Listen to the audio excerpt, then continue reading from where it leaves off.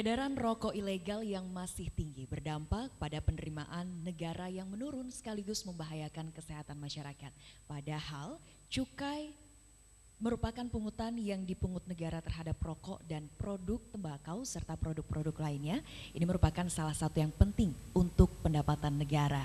Apa itu cukai dan bagaimana cara kita untuk memerangi rokok-rokok ilegal? Kita akan membahasnya dalam dialog khusus spesial hari ini. Bersama saya Devina Permata dan narasumber yang sudah hadir di samping saya, Bapak Iqbal Mutakin, pemeriksa Bea dan Cukai, ahli pertama kantor Bea Cukai Semarang. Pak Iqbal, selamat pagi.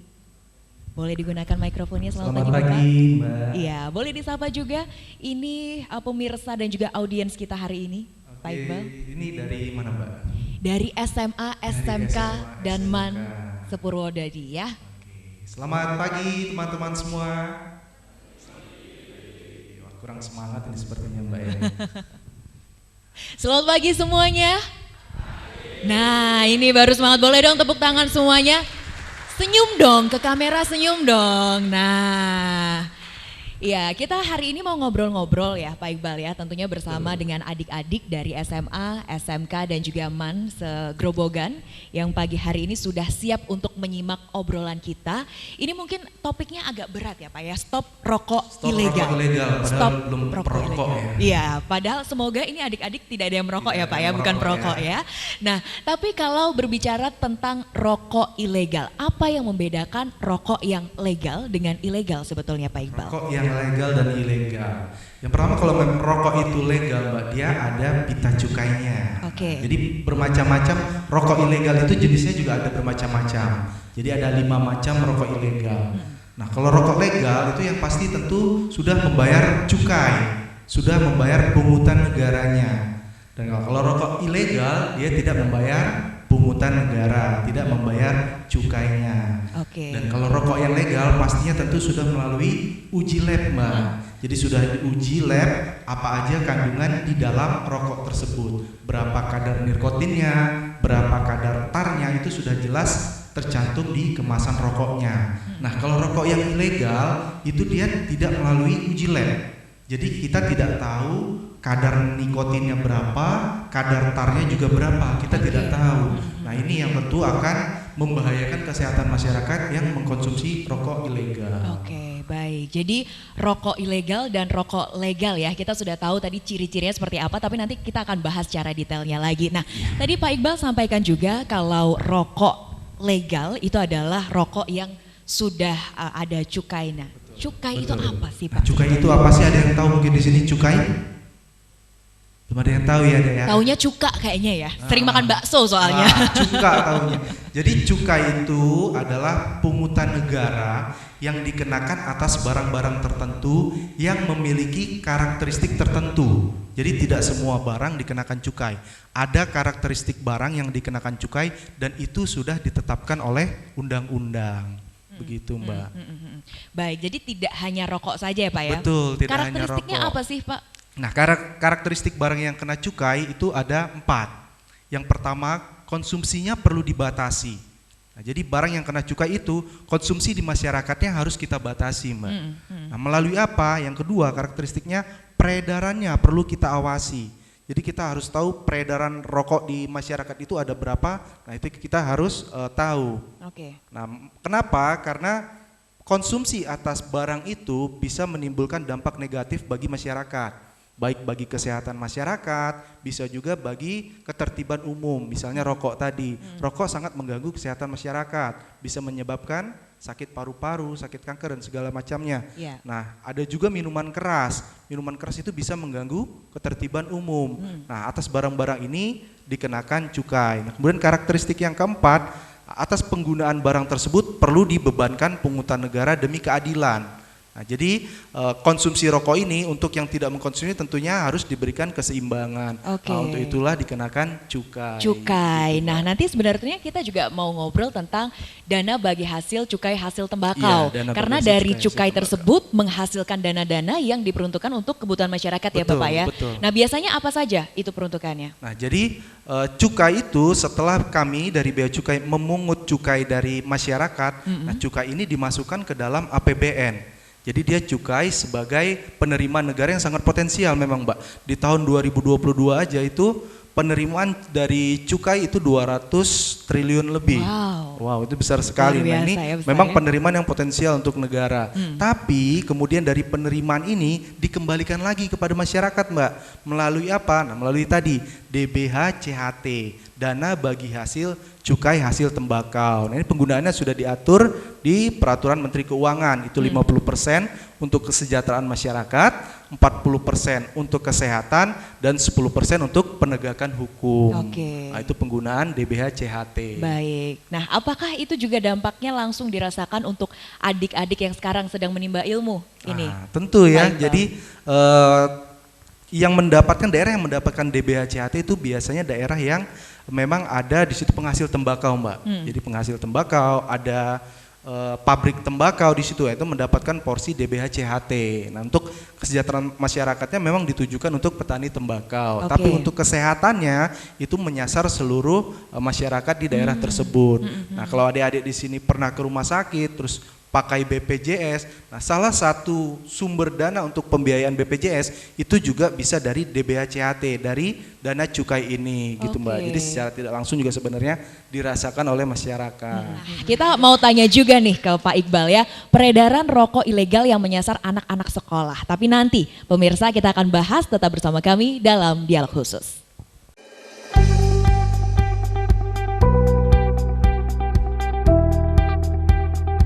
Assalamualaikum warahmatullahi wabarakatuh. Salam sejahtera buat kita semua. Kami dari Sekretariat Dana Bagi Hasil Cukai Hasil Tembakau Provinsi Jawa Tengah. Apa kabar Bapak Ibu? Semoga semuanya dalam keadaan sehat walafiat.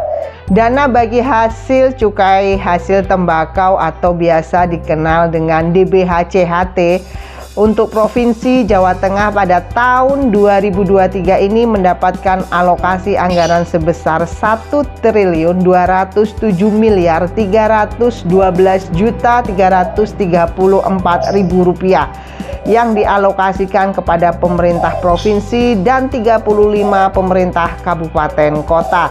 Anggaran ini dipantau dan dievaluasi oleh Sekretariat Dana Bagi Hasil Cukai Hasil Tembakau dan kementerian lain yang terkait. Prioritas penggunaan DBH CHT di tahun 2023 ini adalah satu di bidang kesejahteraan masyarakat sebesar 50%. Ini untuk program peningkatan kualitas bahan baku. Yang kedua adalah untuk program pembinaan industri dan yang ketiga program pembinaan lingkungan sosial.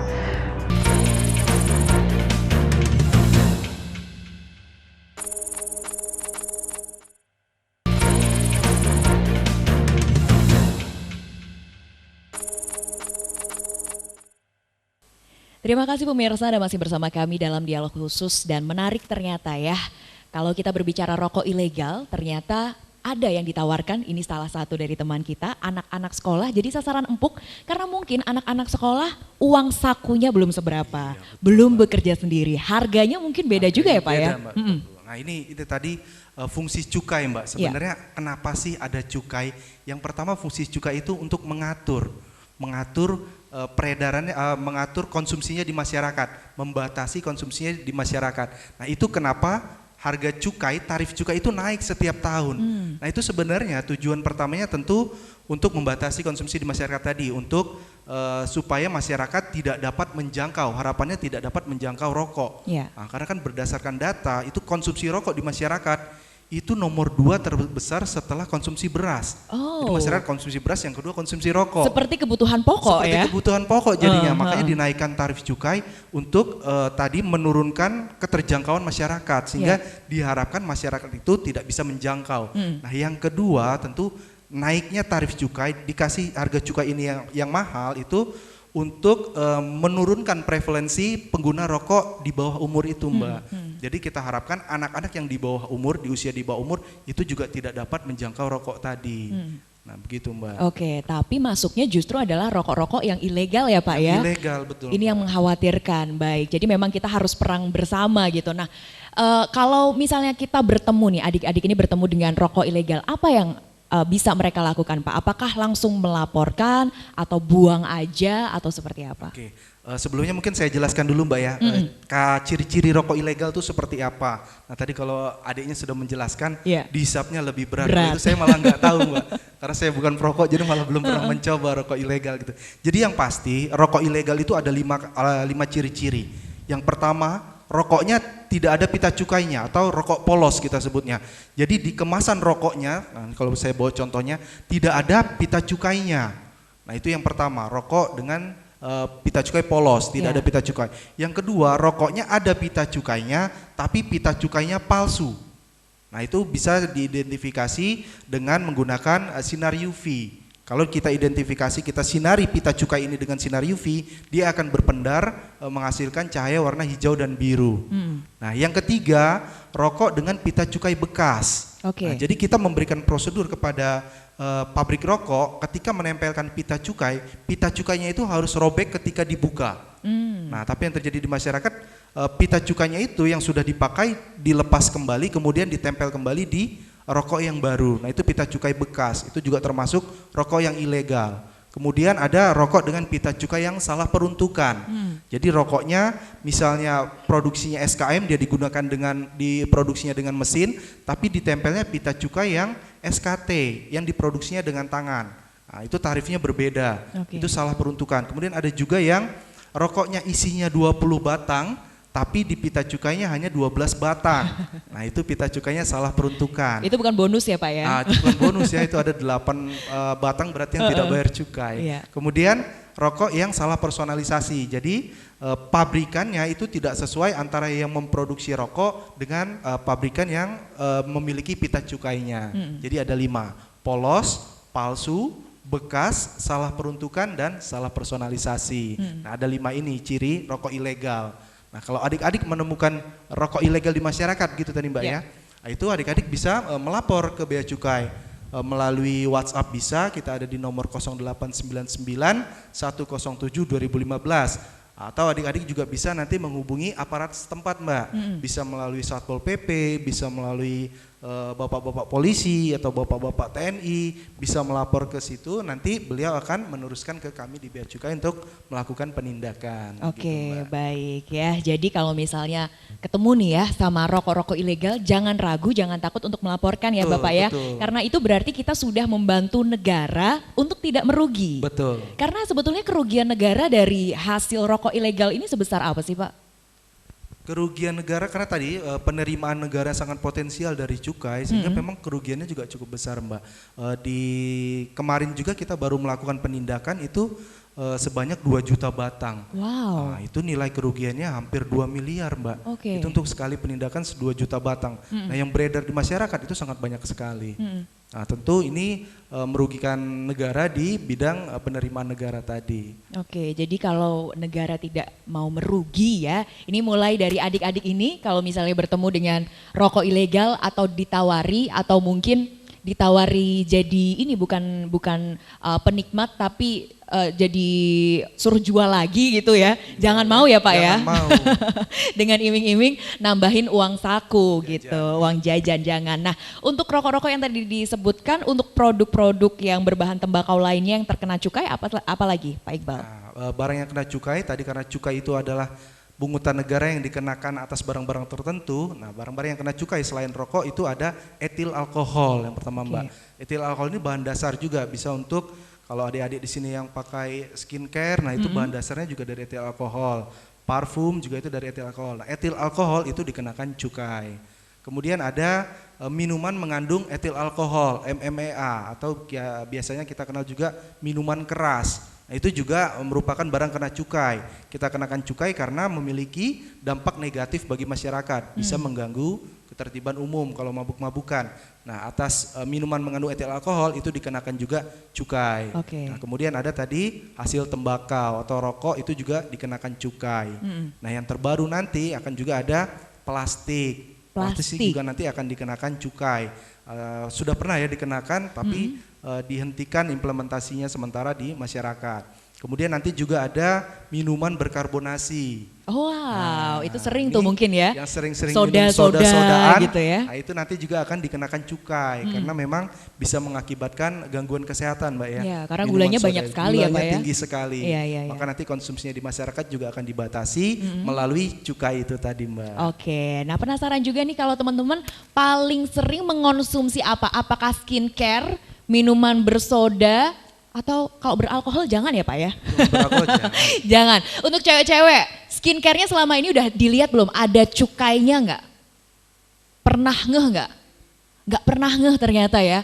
Bedanya apa sih Pak kalau misalnya cukai di skincare kalau gitu? skincare tidak, dia nggak kena cukai Mbak, tapi bahan dasarnya Bahan tadi etil dasarnya. alkoholnya ketika untuk dibuat menjadi barang kena cukai. Kalau skincare-nya nggak kena cukai. Skincare-nya nggak ya? Nggak kena, itu nanti aman. takutnya lebih mahal harganya Kalau Pak. skincare hanya BPOM biasanya. BPOM, harus betul. melalui BPOM, tapi tidak ada cukainya. Iya. Tidak dikenakan cukai untuk skincare-nya atau make up-nya. Oke, tapi jadi bahan aman ya. dasarnya dia yang dikenakan cukai. Jadi semoga pakainya skincare yang aman juga ya dari bahan-bahan yang tadi sudah kena cukai gitu ya. Nah nanti kita persilakan juga adik-adik teman-teman dari SMA, SMK dan juga MAN di Gerobokan ini untuk bertanya karena nanti kita punya merchandise menarik. Nah Wow, merchandise-nya hadiah apa ya? itu ya? Tentunya merchandise-nya kita nggak kasih rokok ilegal ya karena Rokok kita legal harus juga enggak, stop mungkin. rokok ilegal ya. Dan tapi nanti silahkan disiapkan dulu pertanyaannya, disiapkan juga wajah yang cerah ceria karena setelah ini akan di-shoot di kamera ya. Tetap bersama kami pemirsa dalam dialog khusus.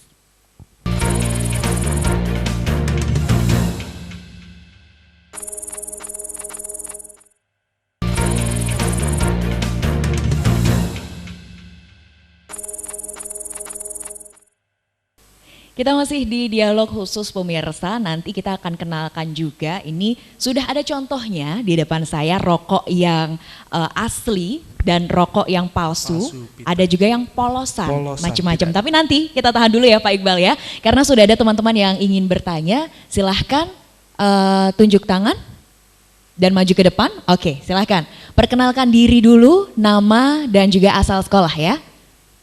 Perkenalkan, nama saya Cica Januari Sluklun dari SMK 1 Purwodadi.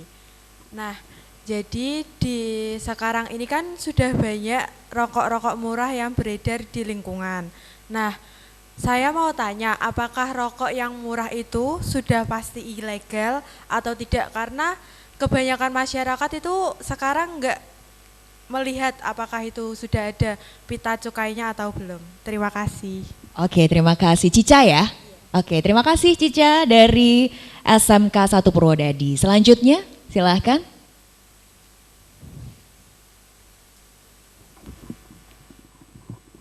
Oke, sebelumnya izin memperkenalkan diri, nama saya Agus Dian Saputra dari Sekolah SMK Negeri 2 Purwodadi. Di sini saya ingin bertanya, kenapa barang-barang yang bertambah buruk bagi kesehatan kita itu malah dikenai bea cukai? Begitu. Terima kasih. Terima kasih. Baik, dua pertanyaan ya Pak Iqbal ya. Iya. Yang pertama, apakah rokok murah itu sudah pasti ilegal? Dan kita soalnya nggak pernah ngecek karena balik lagi ke budget siswa ya Pak ya. Jadi nggak pernah ngecek rokoknya legal atau ilegal Iya. ya. Jadi begini, rokok ilegal memang salah satu cara identifikasi murah itu identifikasi dia ilegal itu harganya murah. Tapi belum tentu rokok murah itu adalah rokok ilegal. Oke. Nah, jadi belum tentu. Tadi harus dipastikan 5 ciri-cirinya tadi terpenuhi atau enggak salah satunya.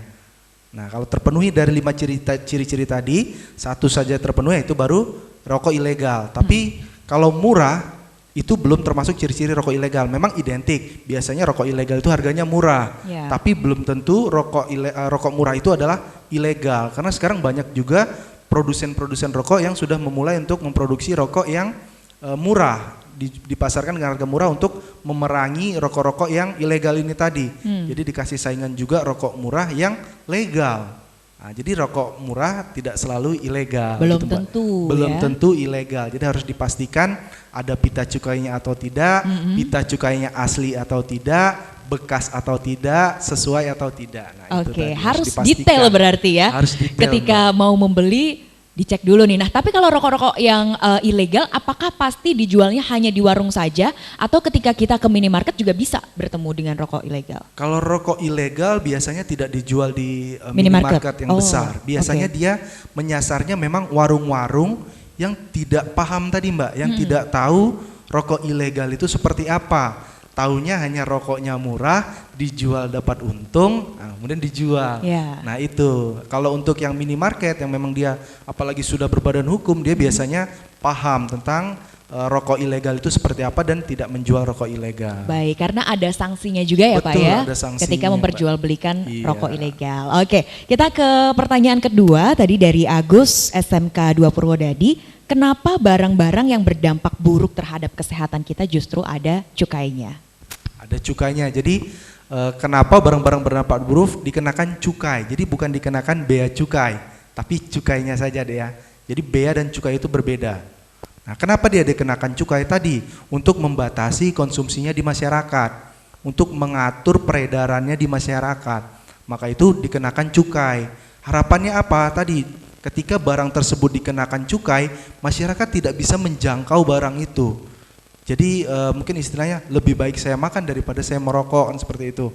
Nah, kenapa itu dikenakan cukai? Supaya masyarakat tadi tidak bisa menjangkau. Kemudian supaya adik-adik yang masih di bawah umur juga tidak bisa menjangkau harga rokok itu tadi. Jadi memang dikonsumsi hanya oleh yang sudah dewasa. Nah, itu kenapa barang-barang tersebut dikenakan cukai. Harapannya sih seperti itu gitu ya. Tapi harapannya ketika di seperti lapangan tadi melihat faktanya menarik, rokok adalah kebutuhan nomor 2 terbanyak yang dibeli setelah nasi. Setelah beras. Ini miris sebetulnya Pak ya? Miris sekali, Mbak. Miris sekali, Iya. tapi penghasilan dari rokok kan cukup besar juga gitu ya. Jadi seperti dua. Jadi sebetulnya dilema juga ya Pak ya? Dilema, Mbak, dia ada dua sisi yang berbeda Mbak. Betul, Jadi fungsinya sebagai mengatur tadi di satu sisi, tapi di sisi lain dia sebagai penerimaan negara yang sangat potensial gitu Mbak. Oke, nah di depan kita nih teman-teman ya, ada rokok yang legal. Ini merupakan rokok ilegal yang tadi dibawa sama Pak Iqbal ya. Dan ini adalah rokok ilegal. Ilegalnya apa? Karena pita cukainya palsu. Nah, boleh dijelaskan juga ini Pak, gimana kita tahu ciri-cirinya? Tadi Bapak kan sudah nyenteri gitu ya, Betul, pakai sudah. sinar UV. Nah, ternyata kalau di yang asli ini ada gambarnya ya Pak ya? Betul Mbak. Dia ketika kita sinari dengan sinar UV, dia akan berpendar cahayanya berwarna hijau dan biru. Nah, jadi pita cukai ini diproduksi oleh konsorsium dari Peruri, sama dengan yang memproduksi uang kertas. Jadi dia memiliki tingkat security yang sama dengan uang.